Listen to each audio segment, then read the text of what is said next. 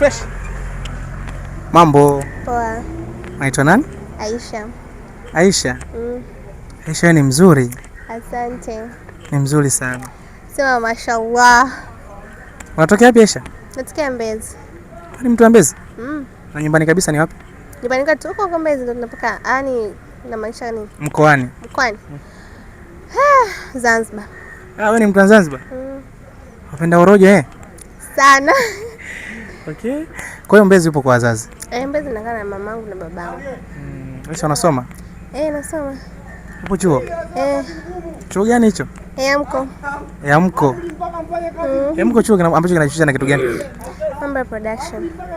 Kwa hiyo maana wewe ni mtu wa nyuma kamera sana. Nyuma kamera sana. Ila sijabezi tu kwenye hiyo, mimi hadi modo sometimes. Modo. Unapendeza. Jamani. Hivi sifa moja ya mtu ambaye hasa mdada ambaye anatakiwa awe modo, awe na sifa zipi? Muonekano. Muonekano gani? Awe bonge, awe mwembamba, awe mrefu, awe mfupi? Yaani kuwa modo, modo ni kama vile mtambulisho wa kitu. Kwa hiyo muonekano, yaani sana sana ni muonekano. Ukivaa unapendeza au unakaaje hivyo, ni muonekano tu. Kuna clip moja ili modo kwa nikipata mchumba lazima ajue kuna muda anakaa uchi na labda director au na mtu fulani ananivesha. Hivi ni kweli? Haya ni makubaliano ya mtu na ni mtu binafsi, makubaliano kusema ukweli. Kwa kuna muda kuna labda designer anakuvesha, unaweza kubadilisha nguo mbele yake na wala usisi chochote. Inategemea. Unaweza kufanya hivyo? Mimi siwezi kusema ukweli. Sasa utapataje kazi na watu Sasa tunaikiana kwenye mkataba. Mfano mtu akinitaka lazima tusaini mkataba na mimi natoa nanili zangu hivyo. Kwa sasa hivi hapa. Hivi modo ndo anakuja mpaka kuja kwa Miss Tanzania, si ndio? Kwa Miss Tanzania ndo anaanzia kwenye umodo. Kweli? Sina uhakika ila nadhani ni hivyo. Ipo siku utakuja kuona labda kwenye mashindano ya Miss Tanzania hivi au mashindano Miss Ubungo, Miss Dar es Salaam. Utakuona? Inshallah tuseme. Mimi nakuambia uje ushinde. Amina. Ikitokea siku kuna msanii anataka kufanya kazi na wewe, uwe kama video vixen. Msanii gani ambaye unatamani uje kufanya naye? Video vixen hapana kwa kweli. Hapana. Kwa nini? Hapana, ile kazi sipendi. Kwa nini huipendi? Na shida gani? Kwanza kuna muda kuna wasanii ukifanya nao muziki, alafu rudi nyumbani kwenu. Yaani nyumbani kwanza sio wanakuangaliaje. Hapana. Ile kazi ni ngumu sana. Hamna msanii yeyote ambaye anaweza huyu angarau naweza nikafanya naye? Hakuna kabisa. Wapo lakini ile kazi ni ngumu, wapo wengi tu. Wapo wengi sana. Hivi upo kwenye mahusiano? Mahusiano hapana. Aisha wewe. Sipo kwenye mahusiano. Yaani unaniongopa mimi, unaongopa hadi watu wanaotuangalia? Kweli mimi nakaa kwetu sasa. Sasa mahusiano kwa kweli kunahusiana nini? Kunahusiana tu, sisi ni bado mdogo, sipo kwenye mahusiano. Una miaka mingapi? Mimi. Miaka 20. Kwani ili mtu aitwe huyu ni mtu mzima anatakiwa na miaka mingapi? 18, lakini sasa ni maamuzi ya mtu jamani, si maisha ya mtu binafsi. Kwa hiyo upo kwenye mahusiano kabisa? Sipo kwenye mahusiano. Sababu wewe ni mdogo? Sababu mimi ni mdogo. Mimi nawaachia watu kwenye comment waje kusema kwa sababu mwisho wa siku mimi ni mwakilishi tu wa watu. Mwaka gani unatamani uje kuingia kwenye mahusiano? Mwaka gani? Nikipata hela. Nikimaliza chuo, nikana maisha yangu. Chuo unamaliza mwaka gani na hela kuanzia kiasi gani? Maana inawezekana hata sasa hivi una 3000 akafu unaona kama sio hela. Hiyo sio hela kwa sababu yani sijaanza kujitegemea bado. Yani mpaka niwe na uwezo wa kujitegemea hivyo, yani na pesa ya kujitunza mimi mwenyewe kwanza. Alafu ndo niingie kwenye mahusiano. Maana sasa hivi kuna 50 to 50. Kwa hiyo ndugu yangu. Ngoja nipate hela kwanza. Una mpango wa siku kuja kuwa na mahusiano uweze kumhudumia mwanaume wako? Nimhudumie? Sina mpango. Ila tu yani ukiwa una hela kidogo mwanaume kama anakurespect kuliko tofauti na ukiwa una kazi.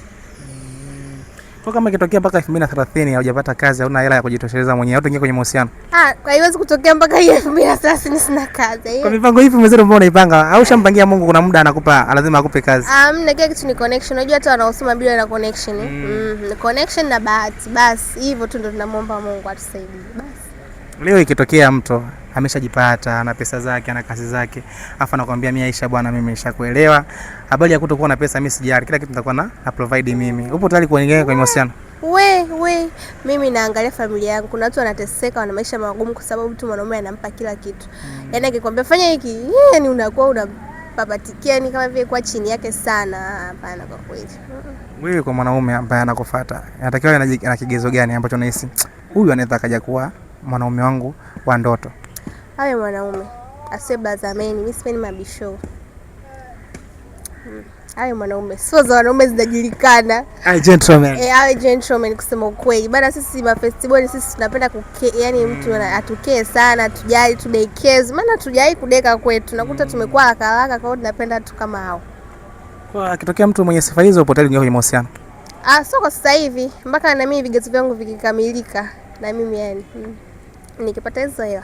Una rafiki wa kiume? Yaani rafiki wa kawaida tu wa kiume labda mshikaji umesoma naye, upo naye mtaa mmoja unaye? Ninao.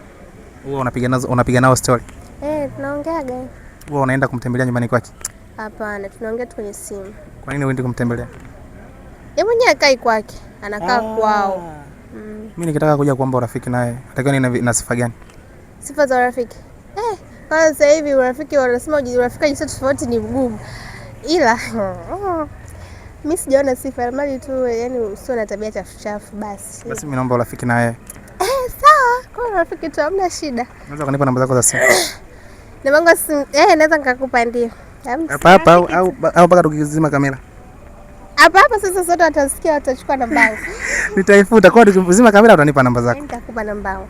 Na siku nikikwambia nikikuomba uje kunitembelea nyumbani utakuja? Mimi ni mvivu kwanza kutembelea watu. Ni mvivu hadi nyumbani kwetu wananijua, ni mvivu sana.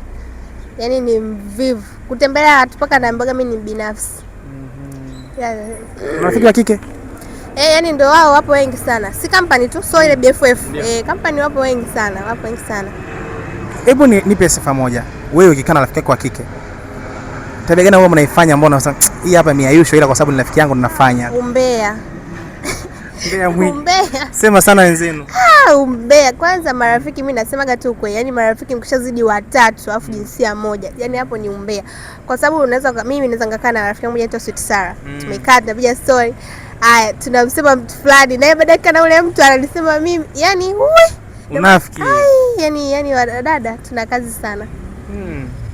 Ni bora mbaba mmoja hivi amejitokeza kuna maisha yake anakulea, au ni bora atokee mshikaji fulani lakini sio blazameni alafu pesa sana? Sirudie swali lako, umesemaje? Katika maisha yako ya mahusiano hapo baadaye, ni bora atokee baba mmoja hivi ambaye ana hela zake anaweza kukukea na kukutunza, au atokee mshikaji mmoja gentleman ambaye hana pesa nyingi lakini ni gentleman? Mimi namtakao gentleman ambaye tutaanza naye. Mkavu. Kweli namtaka gentleman ambaye tutaanza naye mwanzo, kwa sababu unakuta hata mwenye hela pia ana maisha yake. Wengi huaga ni wanaume za watu, wanatudanganya sisi mabinti wadogo kutokana na tamaa. Badala tuna tamaa sana. Kwa hiyo mimi namtaka huyo ambaye ninaanza naye. Na mwisho kuongopwa na mwanaume, ukasema japo ni mwanaume wangu ila ile umeniongopa. Ilikuwa ni mwaka gani? Marafiki zangu wengi waongo. Kwanza nikisikia napiga simu waongo kama nini, wanadanganya wapenzi wao hapo nyumbani, kumbe wewe hapo mara mwisho kuongopwa ilikuwa lini? Kuongopwa? Mimi kwa kweli hata sijui. Wewe mara mwisho kumuongopa mwanaume wako? Mwanaume wangu mimi sina mwanaume, sasa namongopaje? Una shida gani mpaka sina mwanaume? Mimi siamini, unajua. Na mimi hata unataka kutuangalia watu waamini. Sina shida ila sina mwanaume sasa kuniongopea. Kiasi gani cha mahali ambacho kikija huo mwaka ambao unatakiwa kuolewa kitakuwa kina deserve wewe ukipeleka kwa mama Aisha pale utasema kweli mwanangu nimeozesha? Kwa mama yangu na baba yangu. Yaani hapo mpaka tujadili, tukae chini watu watatu. Mimi naweza nikasema kwa sababu mtu nimempenda niolewe tu. Ila wao wataona tumekusomesha, tumefanya hivi, sio kweli. Kwa hiyo yani hayo ni makubaliano kutokana na sisi watatu, mimi, baba, mama. Ila wewe kama wewe isipungue kiasi gani? 3 milioni. 3. Kuna watu kule kila kitu wao wanabisha. Wanaweza kusema 3 milioni kwa uzuri gani? Sasa sikia. Piga 360 kwa nazunguka kidogo watu waone kwamba una deserve 3 milioni. Pole. Haraka sana bwana, rudia pole. Ndio. Mimi si neno kwa sababu mpo hapa, Aisha huyu hapa. Sasa Aisha, cha mwisho hiki hapa cha kumalizia, nakupa maiki yangu. Hebu ongea na wasichana wenye umri kama wako ambao wanaamini kuwa na mubaba ndio kila kitu kuliko kuanza na mtu chini. Maiki yangu hii hapa. Jamani, kwa na baba sio kila kitu. Wababa wananyanyasa watu. Alafu mwanaume mwenye pesa anakuwa ni anadharau. Kwa hiyo mimi naomba tu kuwashauri Kama wewe, yani sema ni hayo ni maamuzi binafsi. Kama unaona uko na baba ndio unapata pesa zaidi au ukizitafuta za kwako ndio unafurahia zaidi, ni wewe. Ila kwa upande wangu mimi ningewashauri mtafute kazi, yani mtafute pesa zenu kwanza ili wanaume wawaheshimu. Maana naomba sivi wanadharau. Hivyo tu. Unatumia simu gani? iPhone. Hebu onyesha kwenye kamera yangu. Mara moja, onyesha mara moja. Nataka nikuulize kitu. Onyesha nyuma, watu wanajua haya. Sifa moja ya dada ambao wanatumia iPhone. Sifa moja wewe uhitaji dada ambao mnatumia iPhone. Sifa moja? Moja tu. Mimi sijui. Mimi natumia kama simu nyingine tu. Mimi sijui sifa yao. Kienda kwenye nyumba ya mtu wanasema bora isiwe na maji, lakini kikiwa tu na kioo lazima ujisnap. Na wewe una tabia hiyo? Kujisnap na kwenye iPhone? Kwenye kioo na kwenye iPhone yako. Inategemea na hiyo simu amka na mood gani. Kama nataka kujisnap au sitaki. Basi hamna shida, mimi nashukuru sana. I am. Salimia baba yako. Sina baba.